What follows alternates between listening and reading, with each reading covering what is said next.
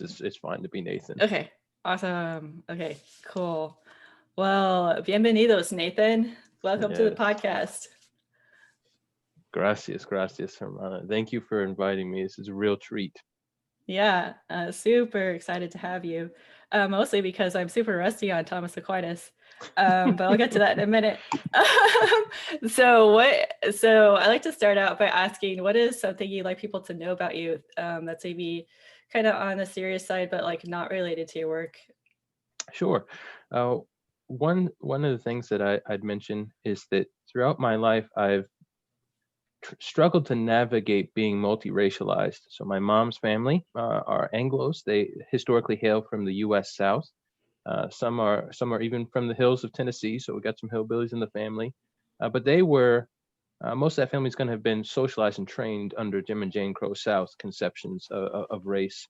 My mom wasn't born in South Carolina, but her mom is from South Carolina. Her father's from Northern Florida. Her parents ended up moving to Colorado. But all of the realities of the South end up continuing to shape my mom's parents and in some sense shape her. And then my dad's family, they all hail from Puerto Rico.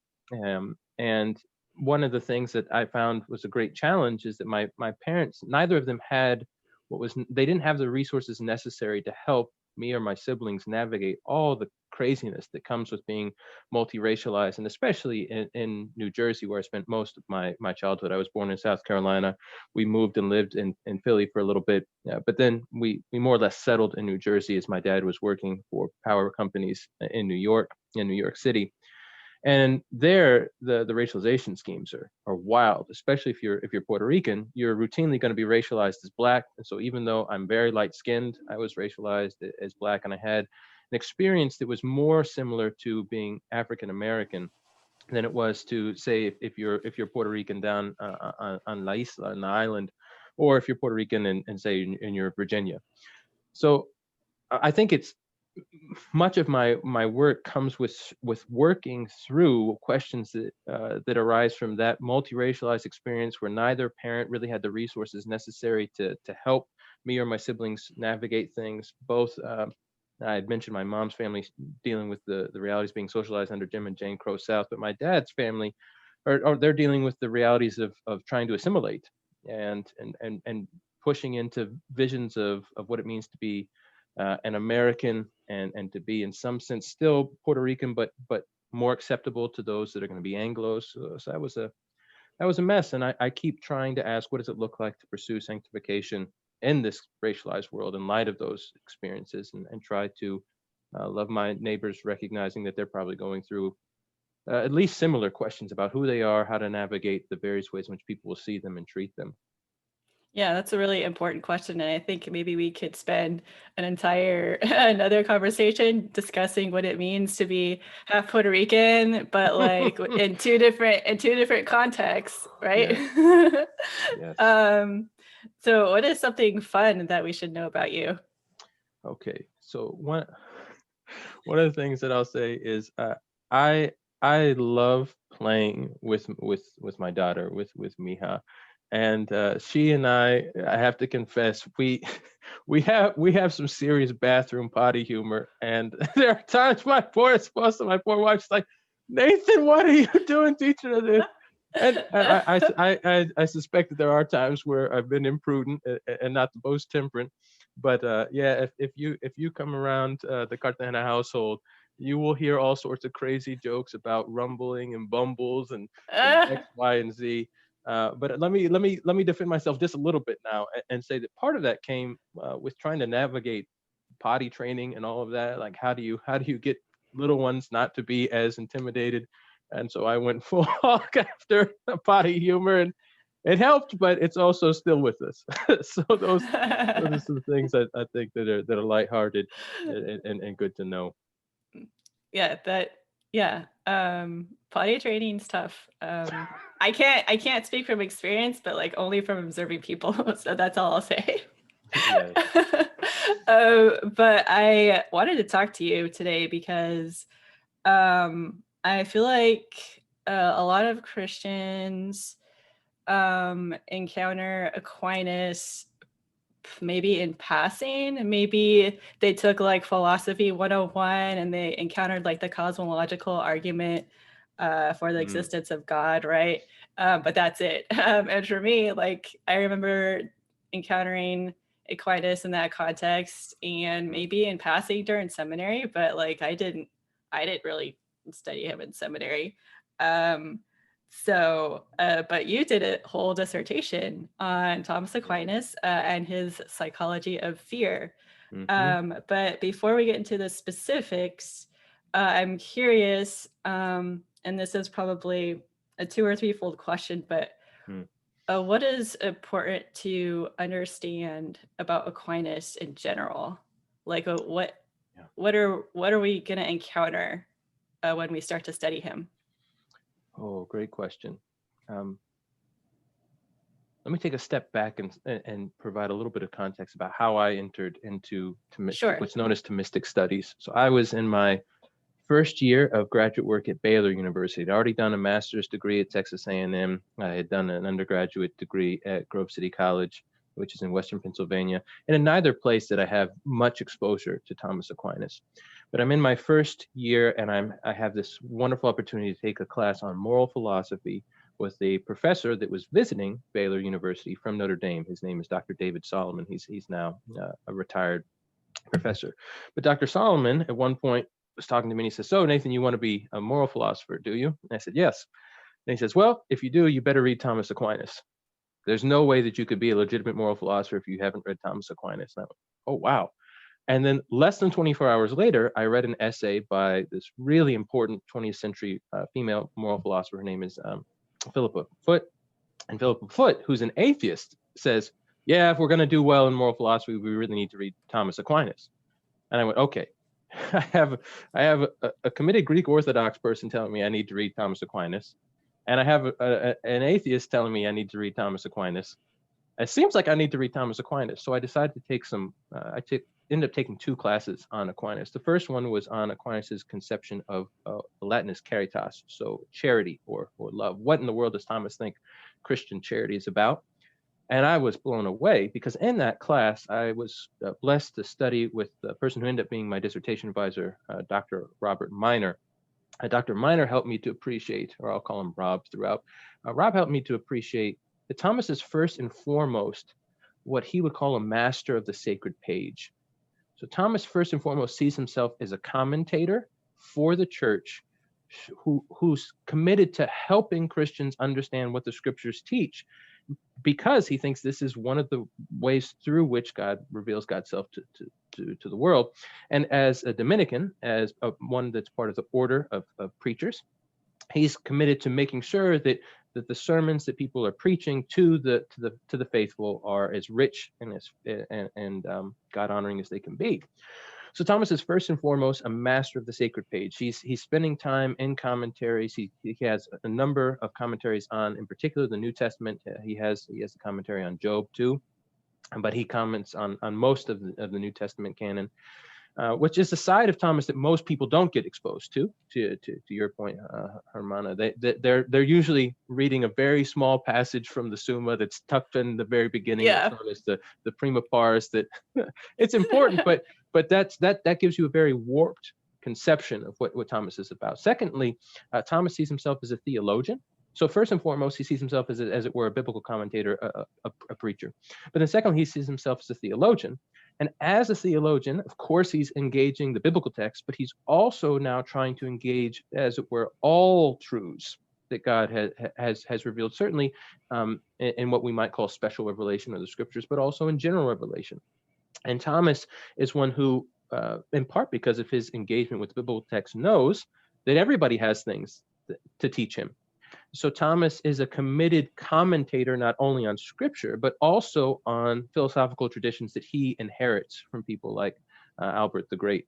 So Thomas is going to be interacting with folks like Aristotle. He's going to be interacting with folks like Cicero. He's going to be interacting with versions of Platonic philosophy. He's going to be interacting with Muslim philosophers of his day, in part because Thomas is trying to provide the church with this rich and coherent a vision of reality and especially divine and human agency is possible. And then that brings me to the last thing that I want to say that connects to the dissertation. Because Thomas is a committed churchman, Thomas is interested in offering teachings that will help to move people further along the road towards their journey to God.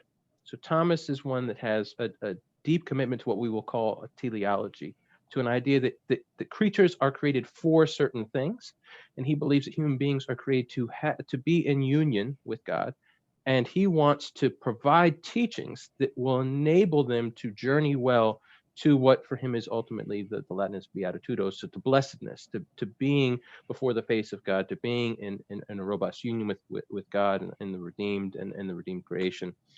So Thomas is paying close attention to the things that promote human movement towards the divine or away from the divine, towards neighbor or away from neighbor.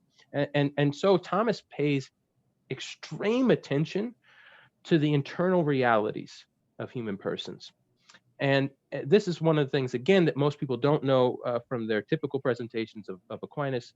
They're not going to, and I'll go, by the way, I've probably already been doing this, but I'm going to go back and forth between Thomas and Aquinas. This is what we Okay, Thomas duly folks noted. do. Yeah. But Thomas is paying close attention to how human beings are formed, how we act, why do we act the ways that we do, what are the processes of habituation and socialization that are going to help us to become more godly, or those that are going to actually, he'll put it, corrupt us and make it so that we're less godly than we should be. So the biggest portions of the Summa Theologiae, which is Thomas's master work, it's Thomas offering a teaching without all of the what we might call medieval conventions that would come with being a commentator on, say, the Lombard sentences or on Aristotle's Nick Ethics. And Thomas is, with the Summa, offering his own vision of what moral pedagogy could look like from a Christian perspective. And so the first and second parts of what's known as the second part. So quickly, Thomas's Summa has three main parts.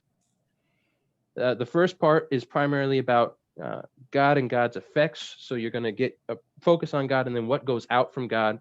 And then the second and third part are especially focused on how is it that creatures are going to make their journey to God. So how are they going to return to God? So people talk about an exitus reditus structure to the Summa. So there's a going out from God, that's exitus, and then there's a returning to God, reditus.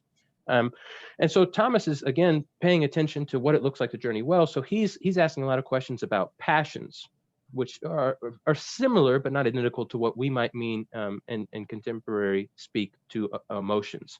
In fact, Thomas offers the largest treatment on the passions of any medieval thinker. It doesn't matter, Christian or otherwise, the largest treatment.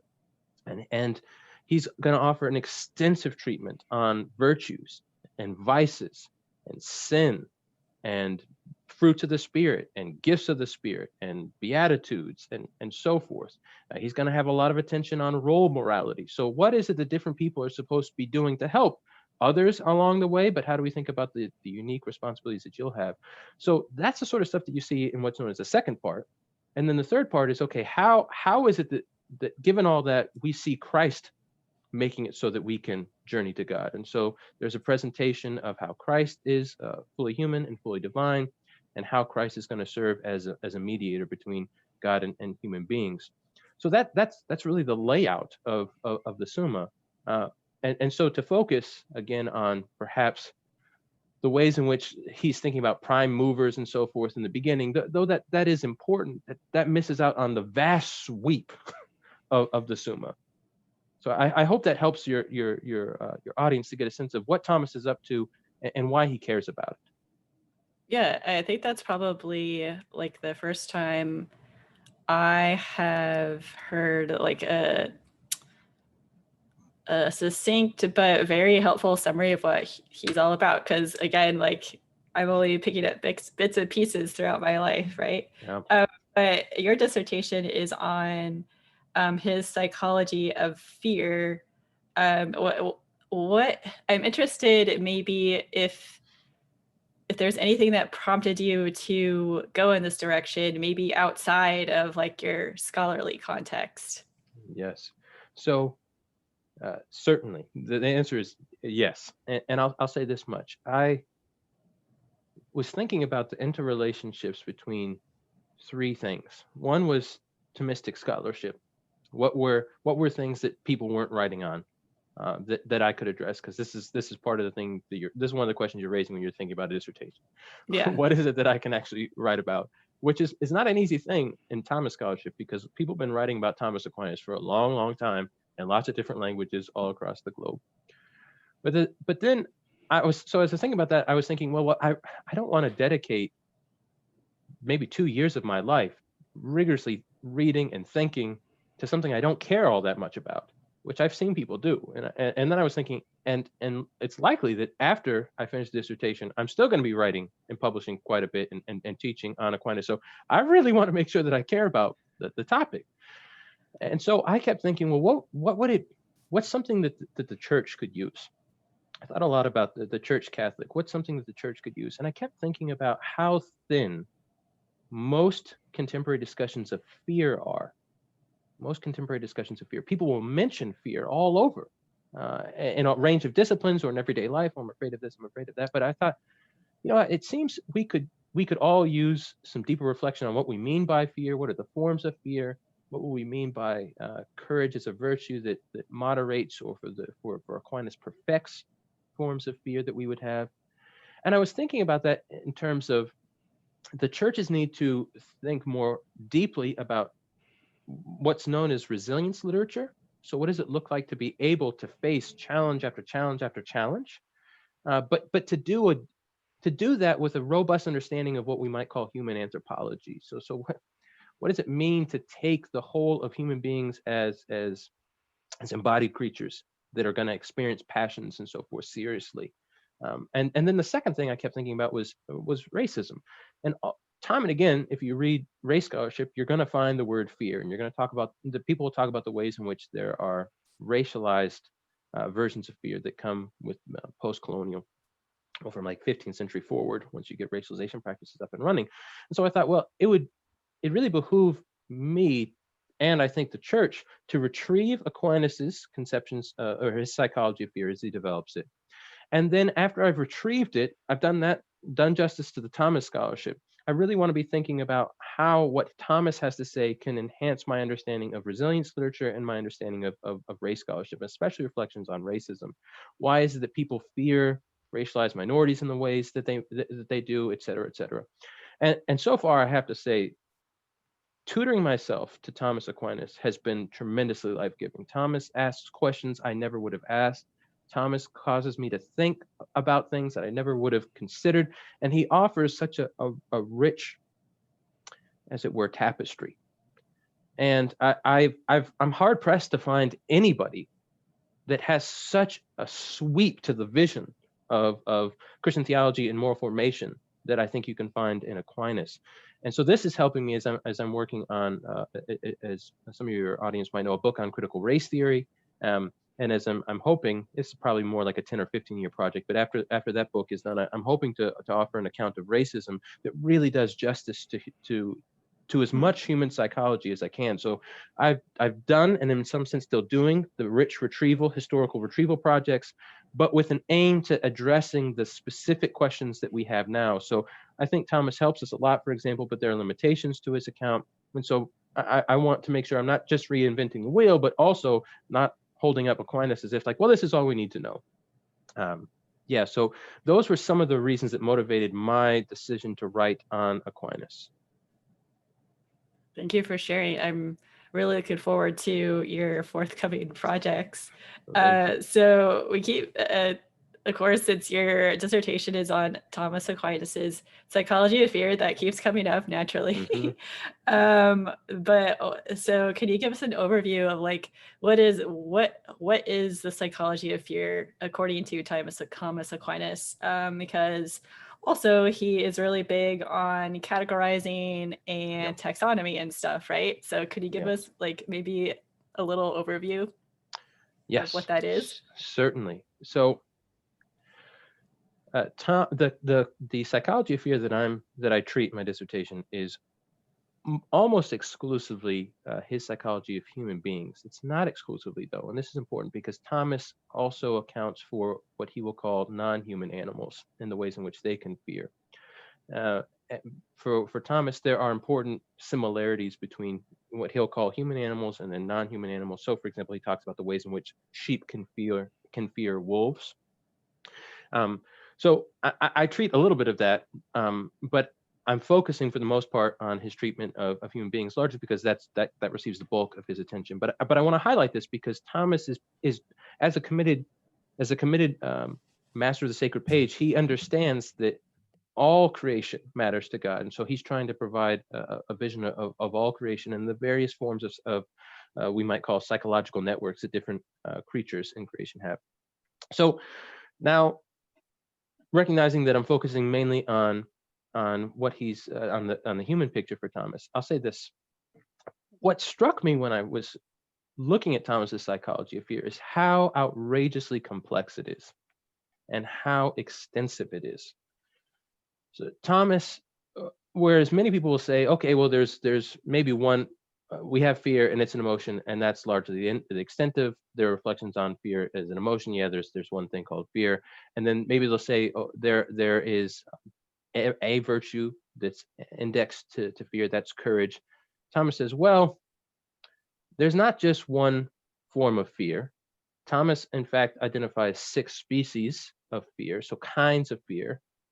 But then he goes on to expound on more types of fear. So Thomas is going to say, no, we need to be more fine-grained in our understanding of what we would mean by fear. There are multiple forms of fear, and those different forms of fear have they come with different kinds of effects for human experiences. So there are certain forms of fear that leave you paralyzed. You can't move, you can't think. There are other kinds of fear that actually help to kickstart certain forms of deliberation. So Thomas says these are importantly different, though they're related. So how might we make sense of that? Thomas is also going to say, so not only are we going to have different species of fear, as they use his phrase, but he's going to say, well, we also have to understand that there's more than just one virtue that's connected to fear. He says there are 2. There's courage and then there's perseverance. And he thinks that these oftentimes will work in tandem. And I'm happy to say more about what those virtues are, according to Thomas, later on. But then Thomas says, now I've laid out the fact that there are passions of fear. There are different categories of fear. I've laid out that there are these virtues. But if we're talking about virtues for Aquinas, that means we're talking about things that perfect the experiences of fear that you have. So for Thomas, human perfection doesn't involve the eradication of experiencing fear. It involves the perfection of how we experience fear. So fearing the right things for the right reasons at the right time to the right extent, etc. So if you have virtues that are connected to that are perfecting it, that also means this side of the fall, Thomas is going to say, there are ways in which we can go awry. And Thomas is going to distinguish between certain sinful actions, so certain sinful instances of fear, from what he's going to call vices of fear. Vices of fear. So for Thomas, a virtue is a habit that promotes good actions, promotes godly actions. A vice is a habit that promotes corrupted and evil actions. So Thomas will talk about having the vice of cowardice and the vice of fearlessness. So you can have a habit that makes it so that as you get a whole range of experiences of fear, you're routinely, as it were, tucked in and not engaging something that's a threatening evil. Or you could be the sort of person that's like, I'm not afraid at all. And you just go full hog after all sorts of things. And Thomas is like, no, neither of those are good. There are things that we should fear. And to act as if that's not true is to get lost in a delusion, is Thomas's point. But then Thomas is going to say, well, okay, if there are good ways of having fear, and there are good acts of fear, then there are there are virtues that can produce good forms of fear or help to perfect the kinds of fear that we have, and then there are these vices that can lead us to have negative forms or sinful forms of fear. Thomas is going to say, well, we also have to ask, how is it that Christ relates to all of that? So for Aquinas, Christ both provides satisfaction for sin, But every act that Christ performs, Thomas is going to argue, is also a source of instruction. So for Aquinas, Christ was fearful, but without sin. So that's important to Aquinas, because that means that Christ can atone for the sins of those who experience inordinate fear, is the category that Thomas is going to use. But it's also the case that as you look at the instances of fear that Christ has, you can learn, well, what would good, godly, human fears look like? Last thing I'd mention is, as Thomas is thinking about how we relate even to Christ as an instructor, he doesn't leave us there, because Thomas is deeply Trinitarian. For Thomas, the only way that human beings ultimately make it to God, experience deep, abiding union with God, is by the Spirit, we could say, applying the work of Christ. So for Thomas, we also need to ask, well, what's it look like for human beings that are redeemed by Christ to experience forms of fear that could be good or bad, but also know that the Spirit's at work in their lives. So Thomas is trying to give an account of what kinds of fears we could have that are going to be Spirit empowered, and this gets to his discussion what he calls the gift of fear. And for him, this is something that's another habit that enables us to respond to the promptings of the Spirit. And in particular, for Thomas, the gift of fear has to do with growing in loving reverence for the triune God. Growing in loving reverence. So all the discussions of fear is the beginning of wisdom that you're going to get in Proverbs, those ultimately get fleshed out for Thomas in terms of reflections on what it means to walk with the Spirit as a being that God has called to experience a certain kind of reverence. And this is one of the things to note here, is that reverence, Thomas does not think comes apart from divine grace. It doesn't come apart from divine agency. So that's a little bit of an overview.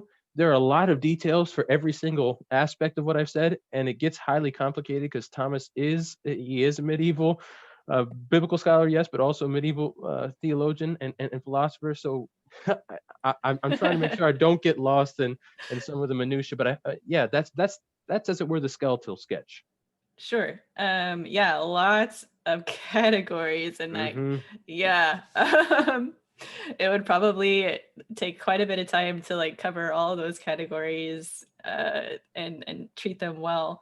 So I'm curious, this is kind of off the cuff, but was there anything that struck you as you were kind of going over those and like learning about those different categories, like the vices and then the virtues and like the sins and Yes. Oh, this is a great question. Yeah, a lot of things struck me. So one of the things that struck me is that Thomas talks about fear in terms of what he calls apprehension, or how we could put it this way: how do we perceive the world? And Thomas is so powerful here. He talks about how sheep will perceive wolves as threatening, even though, and this is to get a little bit into metaphysics, they don't have a quality that they just wear on themselves that says threatening or enemy. So they can perceive them as that, even though there isn't this particular kind of quality. And for Thomas, this is important because he thinks that when we perceive things or we construe things as threatening, yes, we are in some sense interacting with the things that are directly received in our perception. But this gets more into the categories of interpretation. So how are we interpreting those things that we're perceiving? How are we, again, I'm going to use the word construing the things that we're perceiving.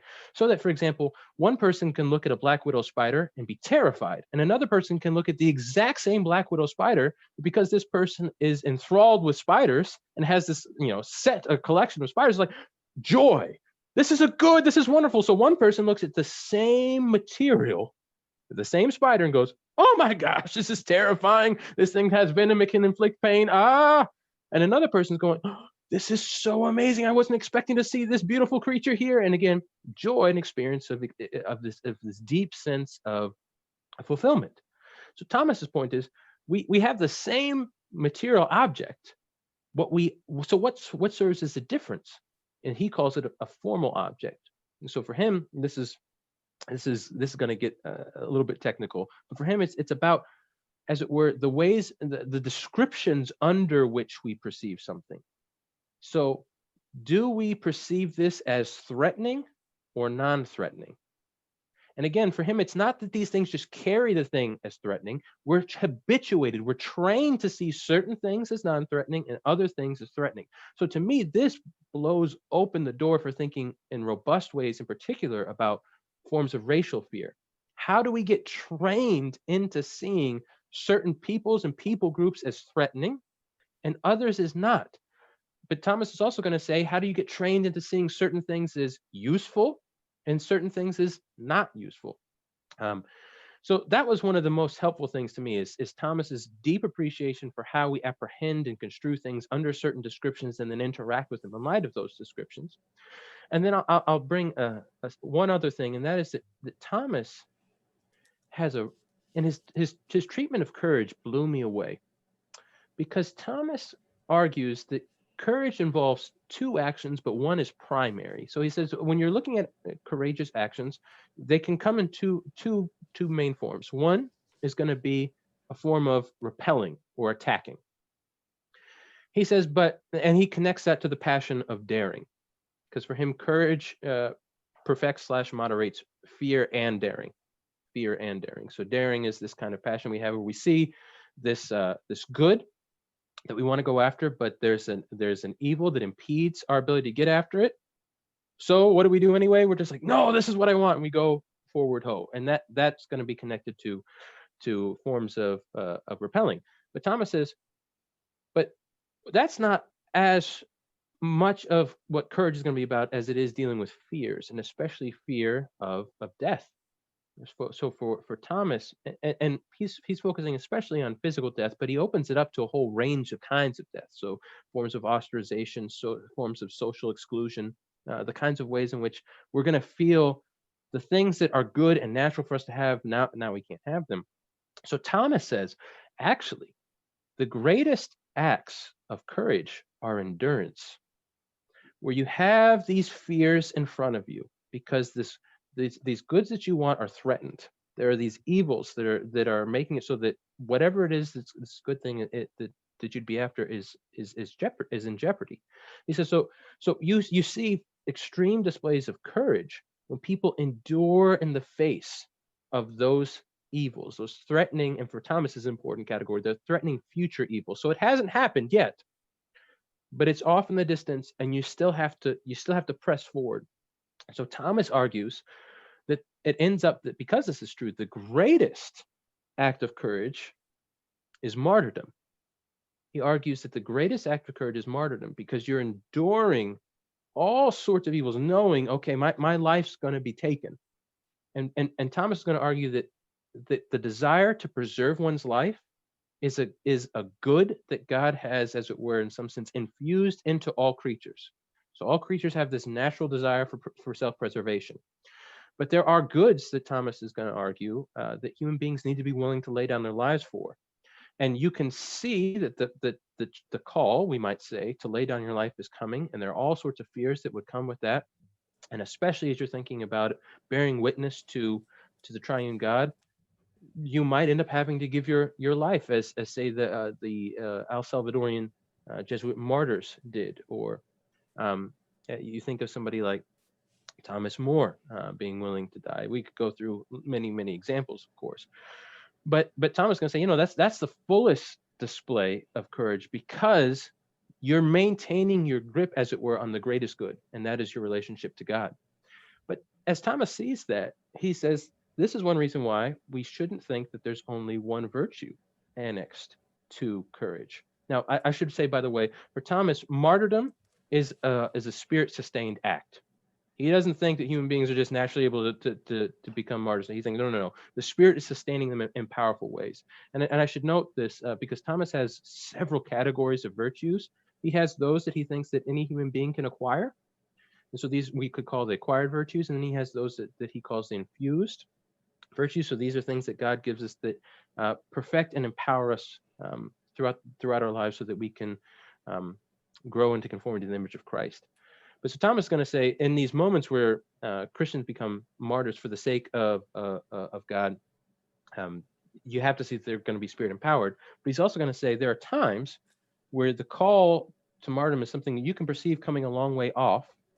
And he says, in these cases, you don't just need courage, nor the spirit empowering a form of courage, which he's going to call a gift of courage, a kind of extra boost is what he calls it, of confidence in God's goodness, in God's ability to preserve you and loved ones, in God's ability to bring good out of certain forms of evil.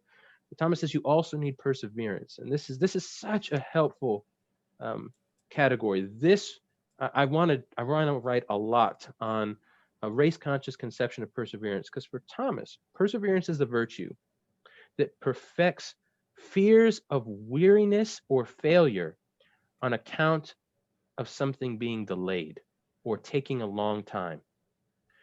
So Thomas then unpacks that in two ways. When he's thinking about the fears of weariness or failure on account of delay, he says there are two things that are connected to these kinds of fears. There are fears that come with the long duration. This is going to take a long time. Am I going to be able to do this? Can I stay the course that long?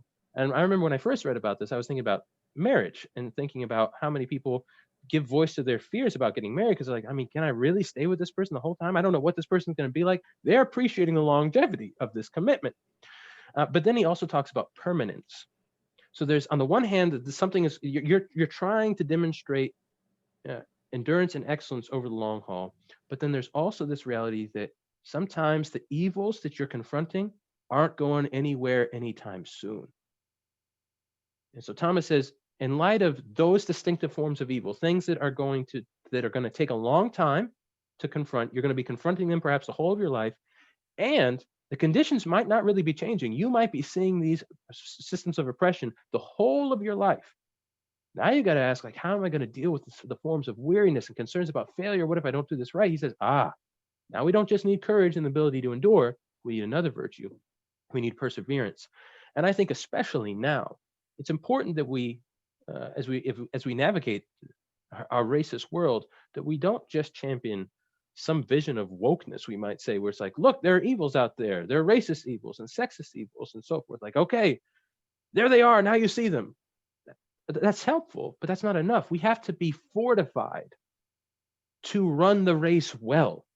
And so I think one of the more important things we could be doing is asking, what are those practices we can engage that would help us to develop courage and perseverance in the face of the forms of fear that come?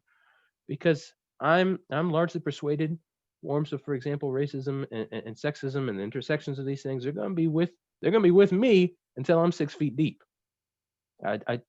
Yes, they'll be changing some, sure, but the call is going to be to resist these things the whole of my life. And so I'm actively asking, how is it that I can cultivate the kinds of courage and perseverance that I see Thomas beckoning Christians to pursue? That's an checking to see if my mic's on.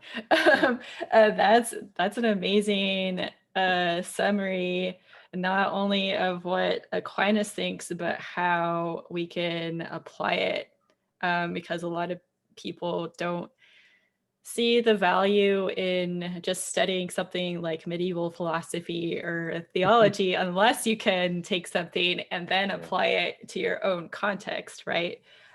So you mentioned that Aquinas says the greatest form of courage or endurance is martyrdom.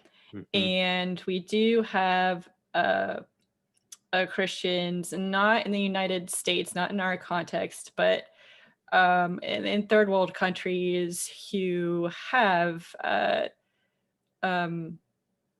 died for their faith. But I'm wondering, and you already started to mention this, how else could we take this courage and apply it in our context? And you already mentioned systems of oppression, and I was wondering if you could take it like a step further. Like, we're aware, but what do we do next? Yeah. No, this is, yeah, a great question. So I want to clarify, when Thomas talks about something as the greatest example of courage, he doesn't mean that it's the only example of courage. This is important clarification. So Thomas at times will pay attention to what we might call extreme cases, and that doesn't necessarily mean bad cases, but he's asking, he'll call us to ask on, he'll call us to consider what is the greatest display of this. And so one of the reasons I think for him that martyrdom is the for a Christian is the greatest display of courage is, again, it's the supreme way in which in this life you can demonstrate as an embodied creature full commitment to God, and you end up having a crucifix life, as it were. So you're dying and suffering in ways that's similar to Christ dying and suffering, not identical, of course, but similar. But so that's the extreme and the greatest form for him of courage. But Thomas talks about how courage helps us, and this I think is especially relevant in our case. Courage helps us to be willing to confront the threat of illness that we might care for the least of these. So, and this is such an important point because Thomas is inheriting, in part, Aristotle's ideas about courage, where Aristotle thinks the greatest display of courage comes on the battlefield.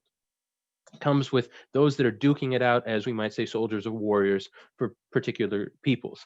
And Thomas says, okay, yes, that's one area where we see courage, but it's not the only area, first off. And he also doesn't think it's the greatest area. Now he does end up playing with metaphorically with the idea of battles, and so he talks about spiritual warfare, and he does talk about having personal battles and how this can lead into reflections on things like martyrdom, but also these internal senses of extreme strife where you're going, okay, if I go and help this, let's say this widow, or if I help these orphans over here, I am going to increase the likelihood that I might get COVID, for example. Well, Thomas is saying, okay, yeah, we of course have to be wise and discerning, but there also comes times where you have to say, the good of caring for my neighbor in this particular instance requires courage in the face of legitimate fear that I could get sick, that I might actually lose my life, because this is what God's calling me to.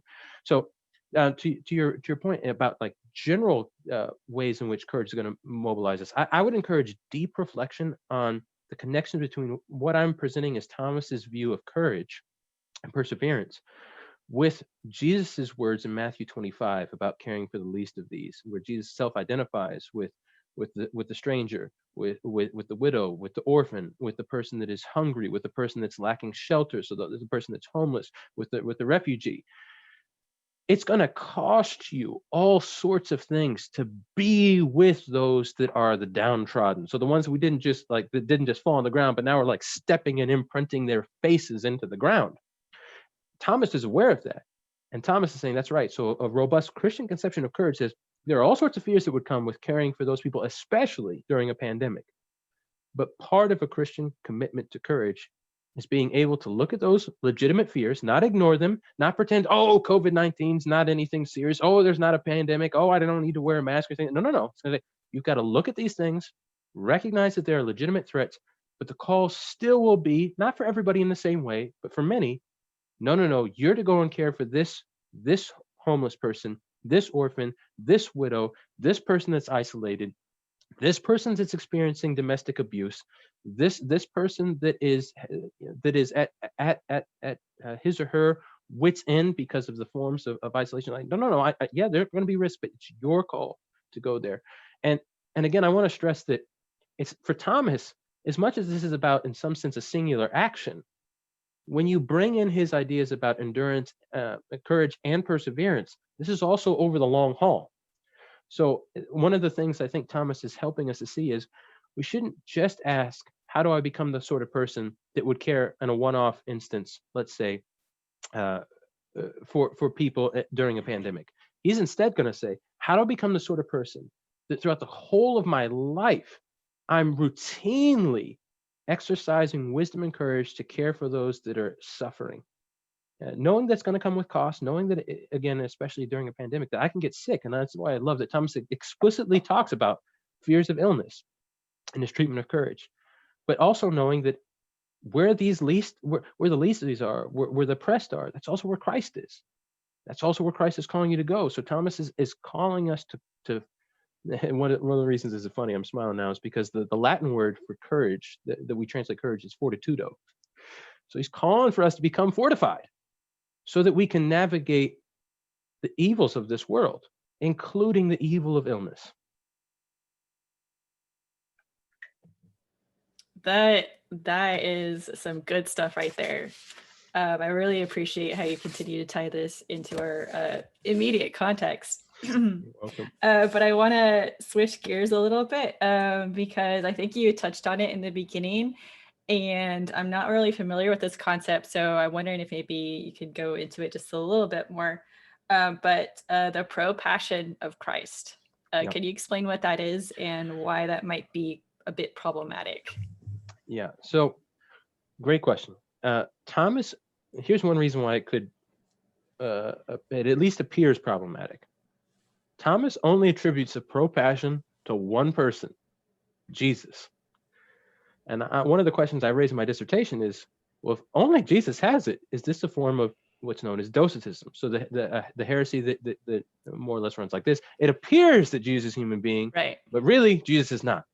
So I pressed that question, and I'll say this: many of the treatments of Thomas's understanding of what it means for Christ to have a pro-passion are thin, and then some of those that are in scholarship more rigorous, I think they miss out on trying to situate Thomas's understanding of what it means for Christ to be human while also divine, and the whole range of his accounts of divinity and accounts of anthropology. So this is the shortest way of putting it. For Aquinas, what the phrase pro-passion gets at is that Christ truly does have a genuine human experience of fear, but it all stays properly regulated and submitted, as it were, to God in a way that's going to be honoring to God. Now, getting into the complexities here is something I'm going to back off just a little bit, because, so for example, one of the things that Thomas is going to argue is that as human beings, as I'm going to put it, as what he calls a composite. So he thinks we're body soul composite. He's going to say there are ways in which our passions can buck against. He's going to call it reason. He doesn't just mean the thoughts that you have in your head, but they can buck against the calls that God has for human beings to experience fear in certain ways. And Thomas is going to say, yeah, that doesn't happen. So for Thomas, the fears that Christ experiences are always still in important ways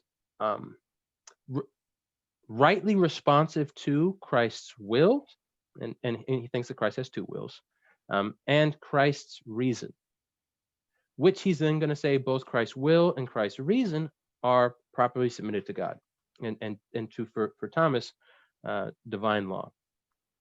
So what he's getting at with the pro-passion is this. It's a technical term to capture the perfect ways in which Christ has actual fear. And for Thomas, these are fears you see manifested as Christ is on the way to Calvary. So Thomas is not one who thinks, oh no, what we need to do, again, this is unfortunately a common response by Christians. What the moral life involves is jettisoning all experience of emotions or passions. Thomas is like, no. It's about having them rightly. And Thomas is going to say, look at Christ. Christ is right to fear and sorrow death, because it's coming, and especially the egregious, heinous form of death that is execution by crucifixion. He is right to be sweating drops of blood because of extreme anxiety that's coming. But Thomas is going to say, even in the face of all that, Christ is able to say to the Father, if it's possible for this cup to pass from me, let it pass. But if that's not possible, if that's not your will, thy will be done. Thy will be done. And so there's an experience of an extreme form of fear and anxiety, but still Christ displays the ability to bring this before God while also maintaining a submission to God. And it's not a stoic submission. It's not a submission that pretends, oh, I've just eradicated the passions, they don't matter. No, it's an extreme form that still stays, on Thomas's account, within the God-ordained harmony of passions, will, and reason that he thinks human beings are supposed to have. So that's what he's getting at. So it ends up that though it could look like it's docetism, it's not. It's just this technical term that's highlighting all of these complex realities that are coming in the distinctive person of Christ. But I want to say one more thing about this, because I think too many of us haven't thought about the biblical presentation of the passions, if I'm going to use the medieval term here, that Christ experiences. Christ has sorrow, deep sorrow. Christ has fear. And one of the forms is anxiety. Christ has joy. You see that, for example, when he's interacting with some of his disciples. Christ has anger. Christ has righteous indignation. You see a whole display of human passions. And Thomas is saying, pay attention to that. What you don't see is Christ saying, let's all sit here and as it were, squash all of the all human affectivity, because that's what it means to be godly. No, it's let's have righteous anger, but without sinning. Let's have godly fear, but without sinning. Let's have deep sorrow, because some things are so evil. If you're not sorrowing over them, Thomas is going to say something's wrong. In fact, Thomas goes this way. He says, those that are completely fearless don't love well. And I think it's just brilliant, because Thomas' point is you fear those things that threaten your loves, whether it's love of yourself or love of others. And so Thomas, when he's looking at Christ, he thinks that this is a demonstration of Christ rightly, when Christ is on the way to Calvary, Christ rightly caring for his self in a way that's unique to how he can do it. But as much as Christ is rightly fearful about the death that's coming, Christ has courage and perseverance and is ultimately able to provide satisfaction. But that provision of satisfaction, again, remember, Thomas is going to stress that Christ's atoning actions both serve to deal with sin. He goes with a satisfaction account, but also provide instruction. So I think that there are probably some who are here who need to know, it's, if you're feeling nervous when you go out and you're going to go shopping and you're fearful, that's okay. You don't have to say, let me buck up and pretend that there's not a pandemic going. No, Thomas is going to say, no, that's lunacy. That's a problem. And I'm saying this because so many pastors and priests are abusing the flock, are abusing their congregants, abusing their parishioners by telling them, no, if you have any fear, you're not trusting the sovereignty of God. Thomas is going to say, Christ had fear, and Christ is the greatest truster of the Father and the Spirit this world is ever going to have. So we need these levels of nuance, the distinctions between sinful forms of fear and non-sinful forms of fear, so that we can navigate. And I know this is one of the themes that's come up in our conversation, Hermana, is well, how will some of Thomas's teachings relate to us today? Again, he's one that's a churchman. He loves the church. He cares deeply for the flock. He wants people to be able to experience righteous sorrow, righteous anger, righteous fear, and not constantly wonder if their experience of fear, if any kind, just proves that they don't really believe God, they don't really trust God, that something's wrong with their commitments to providence. No. Thomas is going to say, you can't have that. He's going to say, and last example, especially I think this is pressing. He's going to say, when Lazarus dies, Jesus sorrows. He cries. That's a fitting response. Now, of course, there can be other things that can accompany that. But Thomas is going to say, what God's not calling you to do is to claim that the evil of death isn't an evil and then act as if it's not. Or the threatening forms of COVID-19 aren't in fact threatening. Yeah, no, those are the sorts of things that can kill you. And unfortunately, we have a president today that's encouraging people to act like, no, it's not a threat at all, right? This Thomas is going to say, no. Take threats seriously. Of course, don't pretend that something is a threat when it's not. But if it is in fact a genuine threat, for you not to perceive it as a threat actually speaks to malformation on your part. I appreciate this reminder, this super important reminder that Jesus was, truly human, and that he experienced the range of human emotion. And it's okay for us to also experience the range of human emotion. And there's nothing sinful about that. Right. Yeah, there's probably like a whole nother podcast series in there. Yes. But I am curious if somebody wanted to learn more after listening to our conversation, but they're not really like a professional theologian or philosopher or anything. What might you recommend for them to learn more about Thomas? Great question. So I highly recommend the following book. It's by a Thomas Aquinas scholar I respect. His name is Mark D. Jordan. He teaches it at Harvard Divinity. He had been at Notre Dame for a long time. But the book is called Teaching Bodies, and I'll put it up for anybody that can see, but it's Teaching Bodies, Moral Formation in the Summa of Thomas Aquinas. I think this is the place to start. In fact, though I am all for primary texts, I think if you're not familiar with Thomas Aquinas, don't just launch into Aquinas. I'd begin with this book. I'd begin with Jordan's book, Teaching Bodies, so that you'll get a sense of what Thomas is up to. Jordan's going to help to walk you through passages of the Summa that will serve as hooks later on when you go into to read Thomas. So I know not everybody's going to be able to see this, but behind me there's what we might call the blue whale. That's just some. That's just Yeah. some of my my Aquinas texts. So that those are books that have the Latin on one column and an English translation on another. But Thomas has written extensively, and especially if you're not used to what's known as the medieval disputational style, it's this kind of what I call a dance of appearances. So Thomas will say, well, it looks like an answer to this question is this, but wait, it could be something else. And then Thomas gives you his answer. If you're not used to that, it can be really disorienting. Now, I actually think that it's a brilliant way to help people to cultivate wisdom, but it takes time to get into the practice of Right. really looking at multiple options, realizing that it's a genuine question. Is it A or is it not A? And then hearing somebody like Thomas, who's a committed teacher, saying, I say this should be said this way. So before you jump into all that, Mark D. Jordan's book, it's with Fordham University Press, Teaching Bodies, Moral Formation, and the Summa of Thomas Aquinas. Excellent. I'll put that in the show notes too, for people to reference. And on that note, if people are listening to this and they're like, wow, where can I find more of Dr. Nathan's work? where can they connect with you if you are open to that? Yes, no, so great question. First, if they're interested in reading some of my efforts to meditate on what it looks like to grow in godliness, to pursue sanctification in a racialized world, I've posted and will continue to post blogs on a website.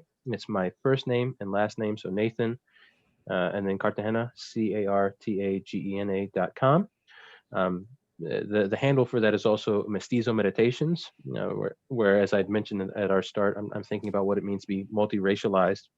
And then if you're interested, I've been trying to bear witness on Twitter since I started a Twitter account back in July, and my Twitter handle is Mestizo Meditations. And there again, you're going to find me talk about everything from Thomas Aquinas' Psychology of Fear to what it looks like to take seriously Kimberly Crenshaw's account of intersectionality, et cetera, et cetera. And if I may, I want to close this point about where you could find more by noting this.